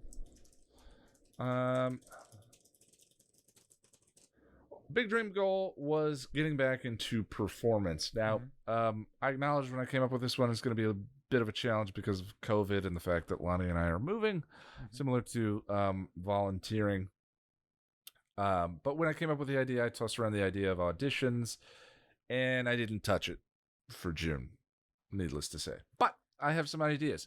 For July, I'm setting up 2 short-term goals for July. The first one is I realized, or rather I connected 2 dots in my head today. I have a built-in opportunity for performing, and that is one of the Patreon bonuses on the channel. Yeah. Right. the readings. That we haven't done for a while, and we're very, very, very sorry. As is our wont, we have dropped the ball. Yes. And Lonnie and I have been talking a lot about squaring up our businesses and getting things dialed in more properly and more automated. So for July, I want to address the readings, get the readings current. And, it's not... Which is something both of us will be working on. Yeah, it's not stage work or anything, but the readings are performances. And, I mean, we're still living in a COVID world at this point. We're not fully back to working order. Well, and I think that it would be pretentious of me to have set this goal and be like, to star in A Christmas Carol. There's no way. Hey, there's you no way. Did like that last year. Well, I was Bob Cratchit, but you starred in we both were. Yeah. These kinds of things you can't. The point is to pursue the work. Yeah. It's not and whatever you get, right? So Exactly. I can't there unlike making a video and putting it on the internet, I cannot guarantee the outcome here. But for me, there is some value in the work and just thinking about performance and energy and Yeah. emotion and all of that. Mm-hmm. Because I love it. I really enjoy it. Yeah. So first short-term goal is before our next check-in conversation in August to get all of the patron readings current and delivered, which also has a side benefit of the patron readings being current Yes. and delivered. That's something that has been weighing on both of our minds. So Yeah. it'd be good to get that done. And the second short-term goal I have, because I think it doesn't have that benefit. It's just more about challenging myself and growing, pushing my boundaries, is to have a monologue memorized for our next check-in podcast in August, and maybe I'll do the monologue. Maybe. I don't want to turn this into like Ian's community theater performances. I would love that though. Hey. Nah. I haven't decided which one is going to be. Suggestions are welcome in the comments. Jack, you wanted... I suggested Charlie Chaplin's speech at the end of The Great Dictator, which I love. I probably, if you're going to leave a suggestion, I probably need to have something non-Shakespearean in my head, as currently the three go-to monologues I know are Richard III, the opening, Iago's And What's He Then That Says I Play the Villain, and Alec Baldwin's speech in Glengarry Glen Ross. Maybe something a little less villainy? Don't you also know the St. Crispin's Day speech? Oh, yeah. But that's Shakespeare again, too, right? I think I'm good on Shakespeare. I don't need any more. Well, that was a very comprehensive chat about the resolutions, but it's good to get... How do you feel? I feel much lighter. A lot lighter. Right? Yeah, so this was good. This was therapy, man. This is the thing I like when I don't check my budget for a while, it just becomes a source of fear and anxiety. But to have the information, to know, to talk about the plan, it's always better to know and to have a plan than to not. But I felt the same way until I sat down today and went, oh, these were all pretty good. We came up with good ideas. Yeah, and I also don't feel as terrible about the last month than I did before we sat down and started recording, because I'm like, no, considering everything that's going on and the fact that we did do some stuff, it's not all terrible. I think that's a very important part of this, is to acknowledge successes, even if they feel minor, because it's just about moving the stone. Absolutely. That's it. Whether it's an inch or a mile, it's moving it. Yeah. Well, before we get to the fanfic reading, I just want to let you know that I'm at Ian Nitram on Twitter. And I'm at lack of surprise 1. That's all one word with a number 1 at the end. If you'd like to support the podcast and keep us flush with new things to read and as seen on TV, workout equipment, you can do so at patreon.com/passion of the nerd. With the $5 and up club, you can join us in the hangout on Saturday, July 17th for the Angel episode reunion. That will be at 5 p.m. Eastern US time for the rewatch, and then 6:30 p.m. for the hangout itself. And if you can't make it, of course, the replays can be found in a playlist over on the main channel. The Into the Woods replay, none of those are listed. You can't go to uploads. But the Into the Woods discussion has gotten a handful of comments. People are actually going and watching the hangout discussions. Really good. I was thinking we should start building in index markers to them. The chapter markers, when we're all done, go back and add them so that people can jump around, skip the episode guide rewatch and stuff like that. Oh yeah, that's a good idea. Yeah. But it's a big project going back and doing it. You can also help us out by grabbing yourself something from passionofthenerd.com/store. We've got some great designs, fabulous submissions that we're grateful for. Thank you, Liz. Hoodies, mugs. I got rid of the phone cases, but we have totes, hanging posters, stuff you can buy from there. Yeah. Also, the hangout is significant because we will officially pass my current point in the episode guides. Mm-hmm. So, and I hope to have Reunion actually ready for that hangout. Okay, yeah. But after that, no more episode guides to watch. Yeah, that's gonna feel weird, man. But Yeah. good. Well, Yeah. I mean, if people want to hear my opinions of the things early, I suppose you can come to the hangouts. Yeah. Even though I'll be still more just interacting with patrons who come. Mm-hmm. You know. Anyway, all right, let's get to the fanfic reading now. Here is Gone by Terri Botta, chapter 47. For Spike, the entire tableau was an exercise in agony, a twisted, nightmarish deja vu from which he could not escape. All around him were familiar horrors, and he felt the same desperate helplessness, the same impotent fury that he had before. It was all he could do to just hold it together and not go insane. He watched as Glory destroyed the Buffy bot, only to be attacked by the real Buffy with the troll hammer. The two then began a desperate race to be the first up the scaffolding, each trying to prevent the other from going any further. He saw Buffy take quite a few hard hits and close calls, but none kept her down for long, until Glory knocked the troll hammer out of her hand. She started to fall, and Spike nearly panicked, wondering if this was something new, or something he had just missed the first time around. Then he watched her grab Glory and send them both crashing to the ground. They both got up, but Buffy didn't have the hammer. Then the crane Xander had been operating swung its wrecking ball and sent Glory flying towards a brick wall into an office. Buffy took the opportunity to grab the hammer and bounded after her. Spike sent a silent prayer after her fleeing form. "And the glorified bricklayer picks up a spare," Xander announced proudly as he joined them. "Good work," Giles praised. "How are we doing?" Xander asked, crouching down beside them. "So far it's a tie," Anya replied. "We haven't gotten up to Dawn, but neither has anyone else," Giles added.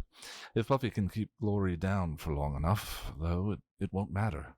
There are only a few minutes left to start the ritual." "At least I killed Doc. Nibbler's safe from him. One of the damn few things I did right this time around," Spike thought to himself, looking up to the tower to check anyway. He was shocked when he saw the telltale shadow of another figure on the scaffolding with Dawn. "No. Oh, God, no, I killed him. I tore off his head and threw it in the fireplace. Someone's up there. Giles, Doc is up there," he cried. The others looked up, Giles shaking his head. "Spike, that's impossible. You told me you killed him." "I did kill him, you git. But I'm telling you, I can see him up there. He's up there and he's going to cut Dawn." "Okay, we got to charge up or something," Xander said. "We tried that," Anya reminded. Spike tried to figure out what to do. Last time, Willow had popped into his head and, "Spike, right on cue. Red's getting this magic thing down pretty quick. I wonder how much of her future can be changed," he wondered to himself, then shoved the thought out of his mind. "One thing at a time. Deal with Power Trip Witch later. Can you hear me?" "Loud and clear," he replied. "Who? What?" Giles asked, but Spike waved a hand. "Is someone up there with Dawn? Do you see the demon who cut Dawn before?" Swallowing, he nodded. "Yeah, bloke I thought I killed. Wills, I gotta get up there." "Thought so. When Buffy said there wasn't anybody, I wondered about that. Don't know how he survived what I did to him." "Are you talking to us?" Xander questioned. "Then get up there, now, just as soon as you part the seas, Red. Go!" He rose to his feet and charged for the tower, confident in the knowledge that his path would be cleared for him by the time he got there. The crowd was thrown back, split down the middle, and he raced through, his feet clearing the bottom stair as he leapt up. As he ran, his vision narrowed and his senses condensed as he focused on one goal. His footsteps drummed out a heartbeat as he took the stairs 3 at a time, 4 at a time, each landing. He turned, bringing him closer to Dawn. The sound resounded in his ears until he realized that it was a heartbeat he was hearing. Dawn's heartbeat, fast and pounding in her fear. In his fear, thrum, thrum, thrum. Closing the distance between himself and his greatest failure, he was struck by a sudden moment of clarity. Everything he had done, everything he had tried to do, was all to bring him back to this one moment, this one regret that had eclipsed all other regrets. He was about to face Doc again, weak and desperate with fear. But this time, he knew that he could not best the demon in his current state, nor did he have to. He did not need to fight Doc and win. All he had to do was keep him from cutting Dawn by whatever means necessary. Even if that means we don't survive, William's voice popped into his head.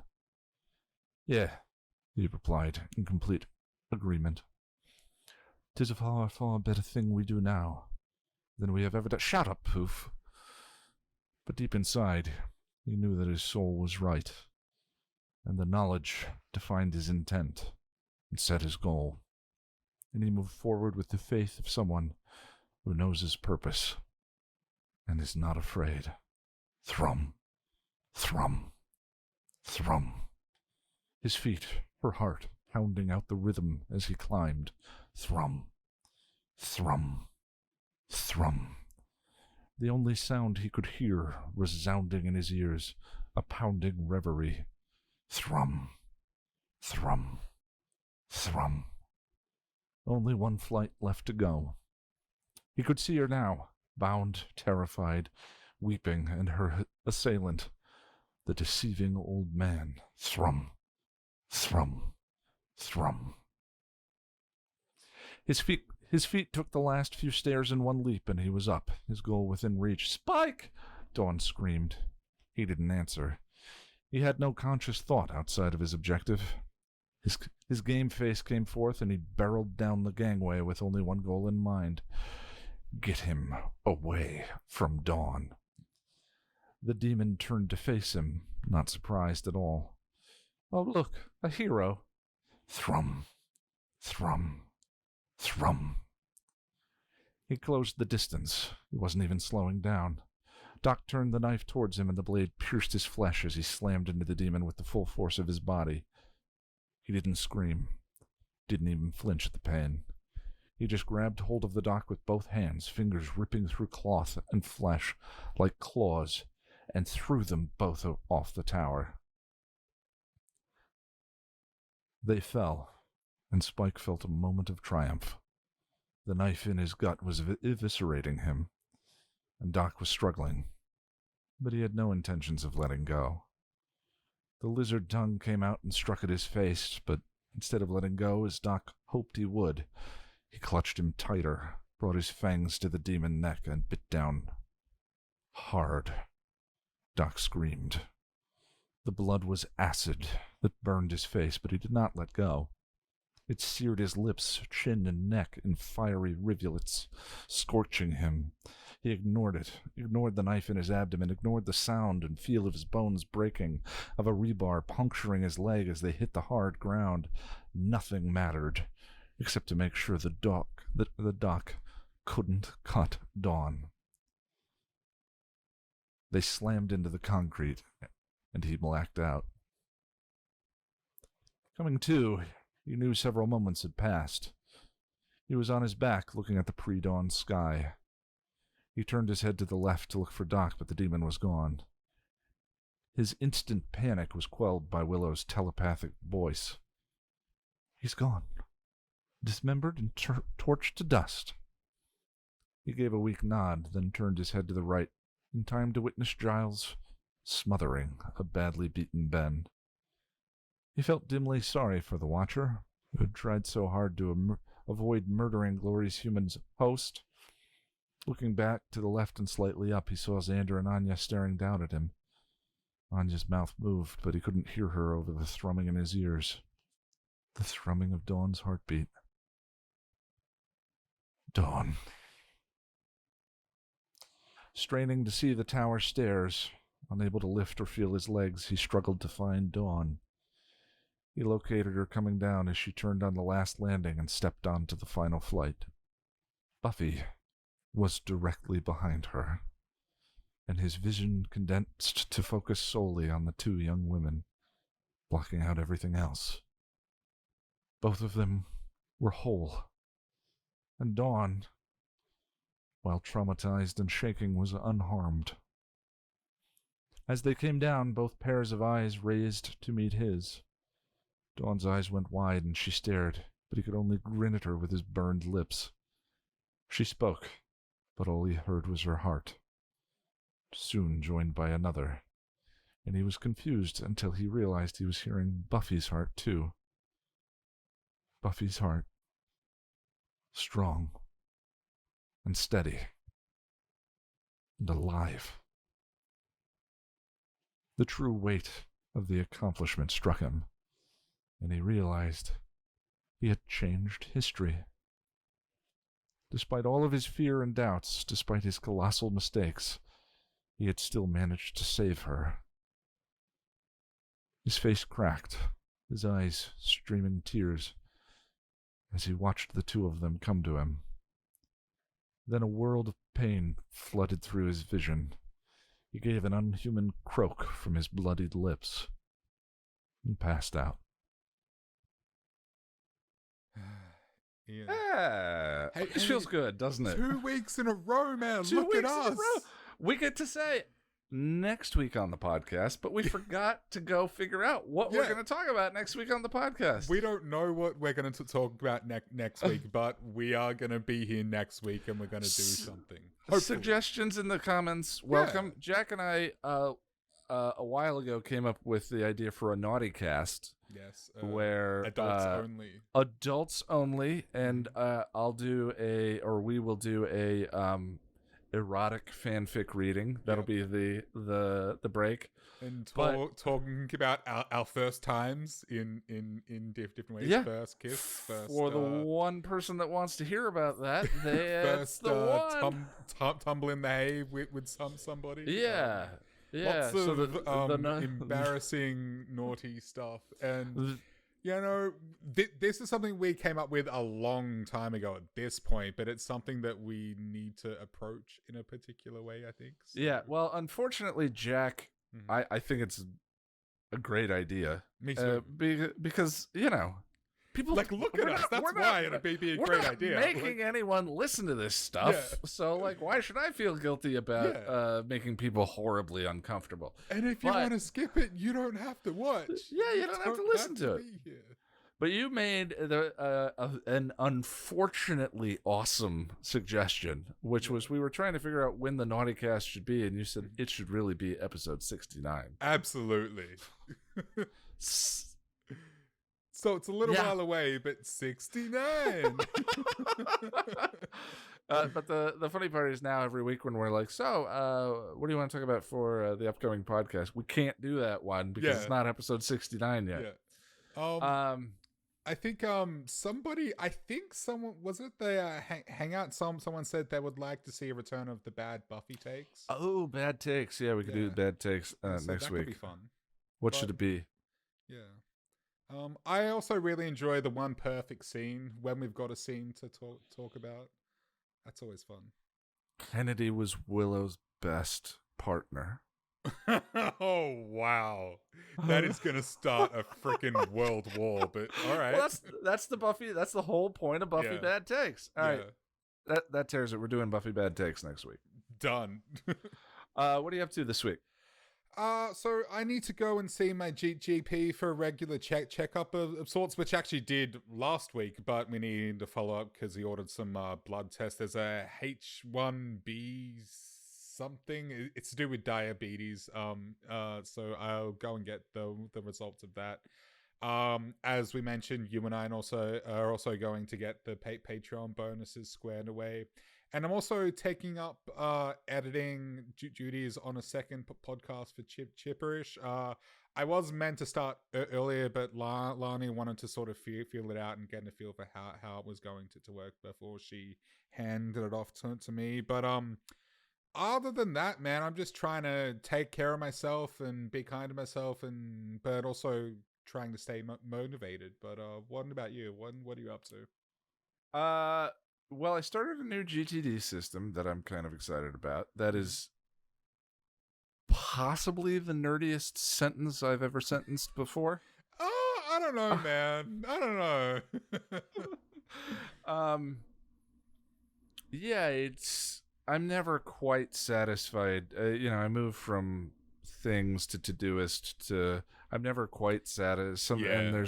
And there's like, well, none of those really do project management, so we had Trello into that and so forth. But this looks promising to kind of manage, including managing Patreon and a lot of those balls that I let drop on a regular basis. So I'm feeling pretty good about that. Still struggling with the daily writing, the rubber meets the road with the episode guide. Yeah. But picking that up tomorrow again. And hope to have the reunion video up and ready for the patron hangout a week from Saturday. Cool. Which feels very doable to me and still kind of keeps things on a monthly. The next one will be Triangle. Yeah. And we'll see. That's a big one. But and then everything else that still prepping the house, trying to stay healthy. Just living life, loving life with my lady friend. Excited about the future. Good stuff, man. Again, that's rare for me, and I think that's all her. I just get so myopic. I'm the same, and man. Week to week, when you get that buzz, you got to savor it because But she and I talk about the future, and it makes me hopeful about You're gonna make me cry, man. Yeah, hope's not an easy thing to come by for me. Are you saying peace is not an easy thing? Peace is easier for me to find these days, but being hopeful about it's hard, especially in today's world. Future, like, Jesus and Christ, look around.